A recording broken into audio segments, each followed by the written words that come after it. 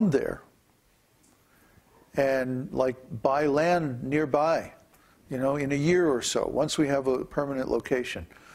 We want people to come there and buy land next door and start developing it. We want to create self-sufficient agricultural community, local food production.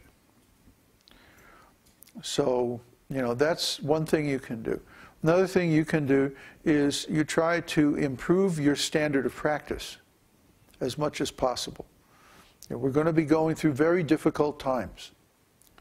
So hopefully this won't distract you from your practice of Krishna consciousness. In fact, it should really make you more serious by showing how serious life in this material world really is, how dangerous it is, how at any point our life can be snuffed out. We have no idea when that's going to be. We've reached that time when life has become so serious, so dangerous, so risky. You'll see more and more over the next year how things will get crazier and crazier as we approach 2012. So don't let these things stop you. In fact, let them encourage you more and more to get serious and to chant the holy name purely without any offense. That's the best thing you can do.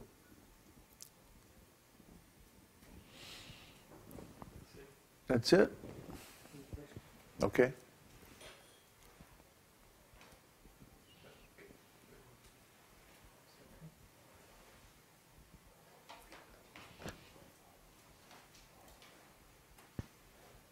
In the beginning stages, when the disciple is trying to offer service to the guru, many times the service is contaminated by bad intelligence or misunderstanding or impure motives or other kinds of impurities, and then we get correction from the guru, and then like that slowly we learn better and better.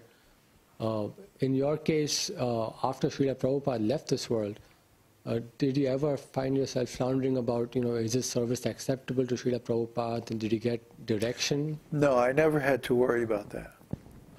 I was very clear what Śrīla Prabhupāda wanted, because I had taken the time to study his books very deeply. I felt that I knew Śrīla Prabhupāda really, really well, because I had read his books, at least 3 times, each of his books. So by the time that I left ISKCON and went independent, it was very, very clear in my mind what Śrīla Prabhupāda wanted. What was not clear was how I could ever offer it to him, because I had such limited, a limited idea of my own ability to serve. That was the biggest impediment to my service, or to continued service to Śrīla Prabhupāda. To me, it was very clear, and Śrīla Prabhupāda himself, when I was in his personal service, when I was doing, lining up his engagements in India and stuff like that, he never chastised me. He never corrected me. I mean, he never thanked me or encouraged me either, but I didn't need that. I mean, it was actually astonishing the degree of insight that Śrīla Prabhupāda had into my mentality. The fact that I was made an editor of his Caitanya-caritāmṛta, the Antya Lila, the last 2 volumes of Madhya Lila and the 5 volumes of Antya Lila. I was continuity and sense editor. In other words, I was to go through, make sure that each and every word was used properly according to English grammar, and that the whole thing was continuous and made sense. See, continuity editor.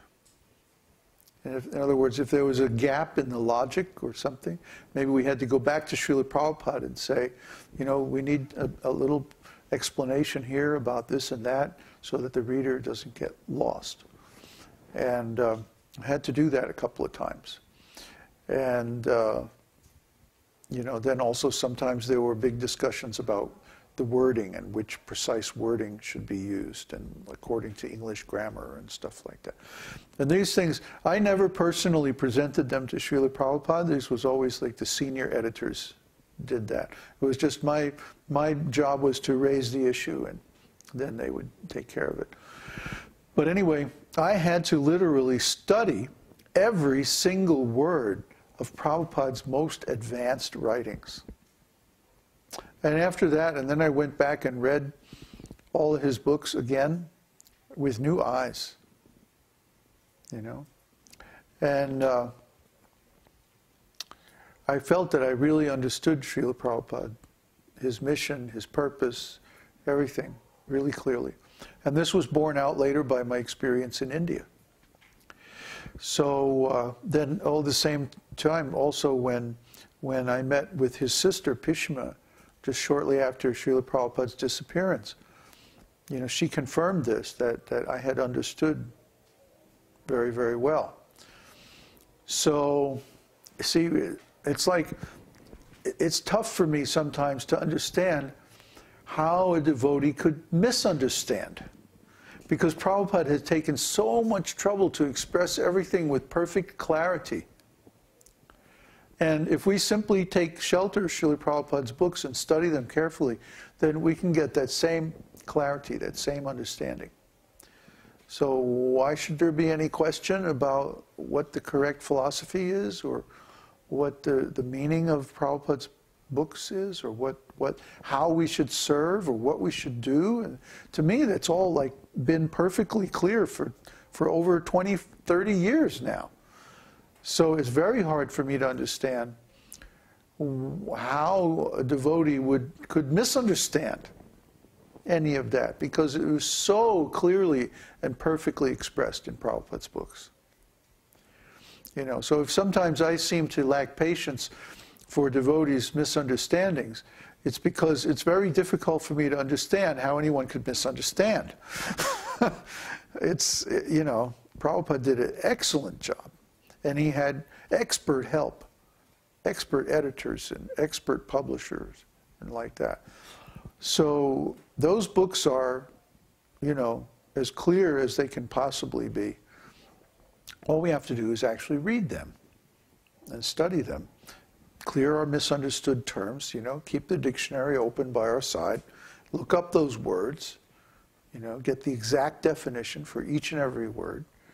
And then the meaning will be clear. I mean, how many times do I have to say that before people actually do the work? You know, it's like I'm getting tired of saying it. People say, well, why don't you teach more on the beginning level so that everybody can understand? I am teaching on a beginning level. You want me to teach before the beginning level? No, I already did that. I'm not going to do that anymore. Now the people who are coming, by now they should know many, many things. They should have some background, some familiarity. If there are people who haven't or who can't understand these kind of talks, they should go back and review Secrets of the Soul and the Your Perfect Body podcasts and like that. All of those things. Everything is discussed, all the preliminaries, exhaustively discussed. So we don't need to talk about that stuff anymore. We need to talk about the more advanced stuff, which is actually still beginning level. If there's some question of misunderstanding, if there's some question of offenses, if there's some question of anarthas, we're still in the beginning Kanishta Adhikari level. We have not understood what is devotional service. The gateway of Madhyama Adhikari opens when one understands this philosophy as it is. And he conquers his anarthas. That's the beginning of Madhyama Adhikari. See? That's the beginning of even the possibility of spontaneous devotional service. And that's still in the realm of sadhana. That's still in the realm of practice. It's still not the real thing. It's still the developing stage. So try to understand. From my perspective, the things that we're talking about are very, very, very neophyte. And to me, it's hard to understand how anyone would still have all those issues when they've been so perfectly and exhaustively discussed in Prabhupada's books. You know? So, you know, the answer is always study, study, study, study, practice, practice, practice. That's, you know, and I can't do that for you. You know? I'm not Tinkerbell. I don't have the magic wand, the pixie dust and the whole bit, you know. But the holy name, remember, the holy name is a desire tree. So whatever you desire while you're chanting the holy name,